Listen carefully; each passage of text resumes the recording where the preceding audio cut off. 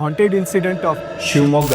ಈ ಸ್ಟೋರಿ ನಂಗ ಪ್ರಜ್ವಲ್ ಅವ್ರು ತಿಳಿಸಿದ್ದ. ಅವ್ರ ಆ ಟೈಮ್ದಾಗ PUC ಓದಾತಿದ್ರಂತ. ಅವ್ರ ಕಾಲೇಜ್ ಔಟ್ಸ್ಕರ್ಟ್ಸ್ ದಾಗಿತ್ತ. ಆ ಕಾಲೇಜ್ ಅಕ್ಕಪಕ್ಕ ಸ್ಮಶಾನ ಇತ್ತಂತ. ಡೈಲಿ ಹೆಂಗಿರ್ತಿತ್ತಂದ್ರ ಪ್ರಜ್ವಲ್ ಮತ್ತ ಅವ್ರ ಫ್ರೆಂಡ್ ಸುಮನ್